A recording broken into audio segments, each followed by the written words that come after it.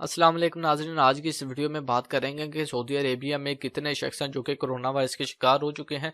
तो पिछली वीडियो में मैंने बताया था कि सऊदी अरब में टोटल 511 शख्स हैं जो कि कोरोना वायरस के शिकार हैं, लेकिन अब जो आज नई रिपोर्ट आई है उसके मुताबिक सऊदी अरेबिया में मज़ीद 51 केसेस बढ़ चुके हैं, यानी कि अब जो मरीज़ों की तादाद है वो टोटल 562 हो चुकी है। 562 ऐसे शख्स, ऐसे मरीज़ जो कि कोरोना वायरस के शिकार हैं, जिनमें से सिर्फ 19 ऐसे शख्स हैं जो कि सेहत हो चुके हैं।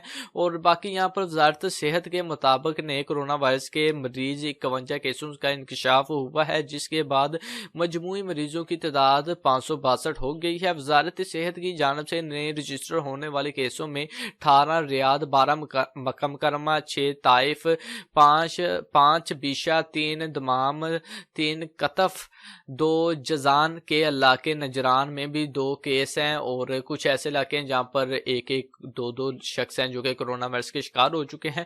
तो दोस्तों ये थी आज की वीडियो, उम्मीद करता हूँ आपको वीडियो अच्छी लगी होगी। बाकी यार इस वीडियो को लाजम से अपने दोस्तों के साथ शेयर करें। और जो कि लॉकडाउन हुआ है, ठीक है, तो यानी कि एक कर्फ्यू लगा है सऊदी हुकूमत में, सऊदी अरब में 21 दिन के लिए, तो उस कर्फ्यू का ख्याल रखें। आप 21 दिन यानी कि शाम 7 बजे से लेकर सुबह 6 बजे के दौरान अपने घर से बाहर ना निकलें।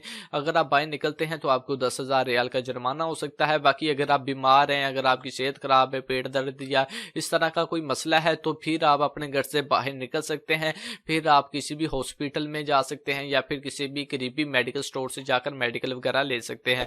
बाकी जो मेडिकल स्टोर्स हैं और हॉस्पिटल हैं वो 24 आवर ओपन रहेंगे। आप किसी भी मेडिकल स्टॉप यानी कि मेडिकल शॉप या फिर आप हॉस्पिटल पर जाकर मेडिकल वगैरह लेकर अपना इलाज करवा सकते हैं। तो दोस्तों ये थी आज की वीडियो, उम्मीद करता हूँ वीडियो अच्छी लगेगी। अच्छी लगे तो चैनल को लाजमी से सब्सक्राइब कीजिए, साथ ही बेल आइकन ऑन करें। तो मिलते हैं किसी नेक्स्ट वीडियो में। अपना ख्याल रखें, मुझे दुआ में याद रखिएगा। अल्लाह हाफिज़।